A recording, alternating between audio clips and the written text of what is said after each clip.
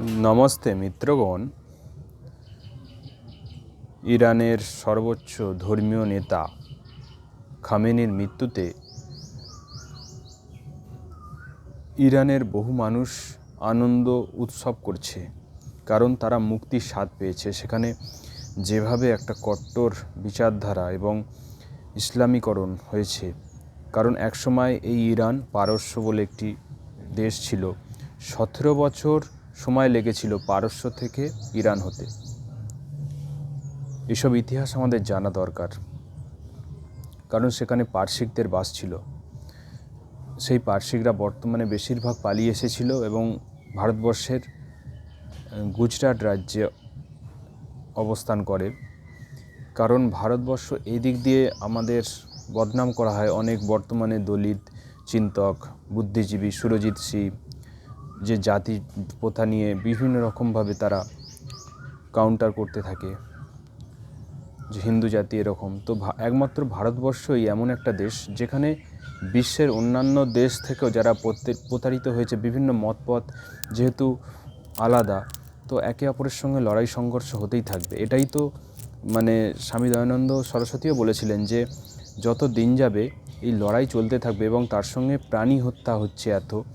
তো চারিদিকে দেখুন না কীভাবে যুদ্ধ, লড়াই, সংঘর্ষ চলছে, কারণ সেই প্রাণীরাও তো আর্তনাদ করছে না।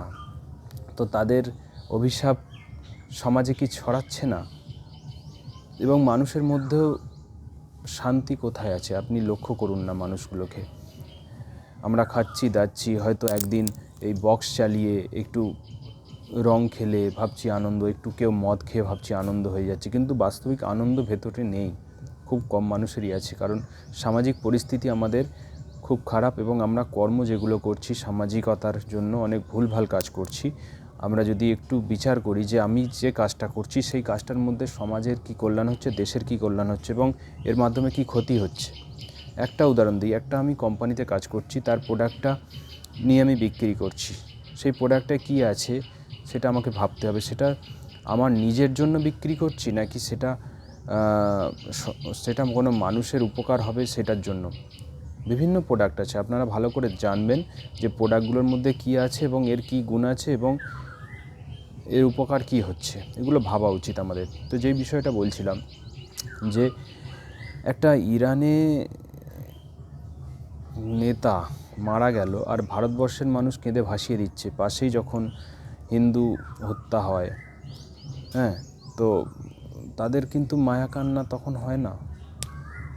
এটাই তো দুর্ভাগ্যের বিষয় যে আমরা মানবতাকে ভুলে গিয়ে আজকে শুধু মানে আমার সম্প্রদায়ের লোক হলে আমি তার জন্য কাঁদবো, তার জন্য দুঃখ পাবো। পাশের মানুষটা মারা গেলে আমার দুঃখ নেই জীবনে। আমাদের মধ্যে যোগের অভাব, আধ্যাত্মিকতার অভাব।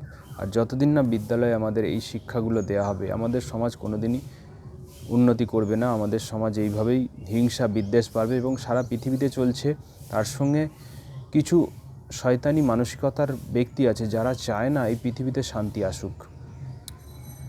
তারা চায় এইভাবেই লড়াই হোক, মানুষকে ভুল পথে নিয়ে যাওয়া, যেটাকে নিউ ওয়ার্ল্ড অর্ডার বলে।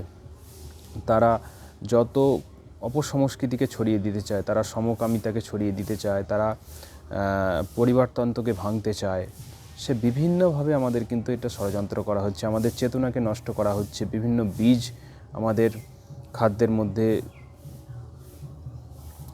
বিকৃত করা হচ্ছে, আমাদের মন মানসিকতাকে নষ্ট হচ্ছে, আমাদের এলইডি লাইট ঢুকিয়ে দেওয়া হয়েছে যার মাধ্যমে আমাদের ভেতরের চেতনাকে নষ্ট করা হচ্ছে।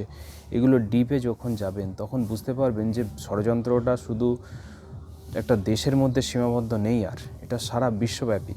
এবং এগুলো নিয়ে যারা বলে তাদের কিন্তু জীবনে বেশি সমস্যায় পড়তে হয়।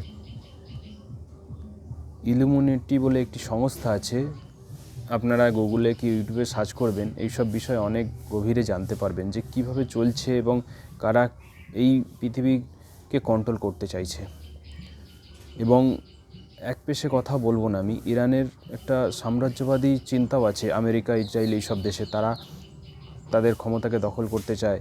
আমেরিকা তো বহু দেশকে মানে ইচ্ছা মতন তাদের কন্ট্রোল করছে এবং বহু যুদ্ধ তারা লাগিয়েছে আতঙ্কবাদী তৈরির পেছনেও এইসব বড় বড় শক্তিধর দেশ আছে। মানে একদিকে তারা অস্ত্র দেয়, তারা লড়াই করবে, আবার বিপরীত পক্ষকে অস্ত্র বিক্রি করবে। এবং তেলের বিষয় আছে এখানে একটা। তো বিষয়গুলো অনেক জটিল, আমরা সহজে ভাবছি এটা নয়।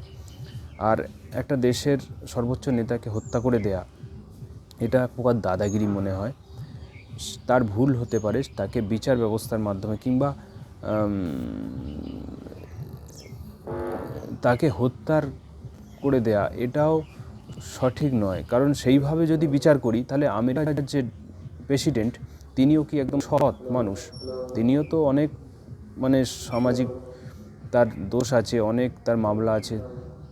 তো ব্যাপারটা হচ্ছে এখানে শক্তির ব্যাপার। যার শক্তি বেশি সেই হাবি হয়ে যাচ্ছে। তার নীতি দেশের মানে সারা বিশ্বের নীতি বলুন, আদর্শ বলুন, আর কিছু নেই।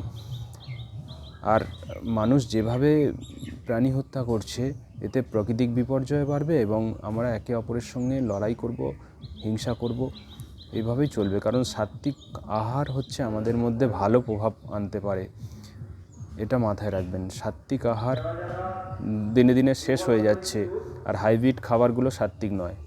আমরা যদি শস্যও খাই, সেগুলো হাইব্রিড হলে সেগুলো সাত্ত্বিক নয়, কিন্তু তার জিন পরিবর্তন হয়ে গেছে। তো এগুলো নিয়ে ভাবা উচিত। এবং এই নেগেটিভ পরিবেশে আমাদের পজিটিভ থাকতে গেলে অনেক লড়াই করতে হবে, সংঘর্ষ করতে হবে। তার জন্য জীবনে যোগ প্রাণায়ামকে অবশ্যই ধারণ করতে হবে। আমাদের মনের শক্তিকে বাড়ানোর জন্য চন্দ্রভেদী প্রাণায়াম করা উচিত। বানাক দিয়ে শ্বাস নেওয়া ছাড়া 5 মিনিট করে অন্তত। শুতে যাওয়ার আগেও করতে পারেন, সকালেও করতে পারেন। মানসিক জোর রাখতে হবে এবং যতটা পারি চেষ্টা করি দেশের সংস্কৃতিকে গ্রহণ করার এবং পালন করার। সে গোমাতা রক্ষা থেকে বলুন, দেশি বীজ, প্রাকৃতিক কৃষি, সমস্ত কিছুর মধ্যে একটা চিন্তা রাখি। মনে রাখবেন সেই আফগানিস্তানে যে তালিবানকে তৈরির পেছনেও আছে আমেরিকা কিংবা রাশিয়া। এই সব শক্তির লড়াই চলে এখানে। মানে সবাই কন্ট্রোল করতে চায় এই সব দেশগুলোকে। এবং ইরান হচ্ছে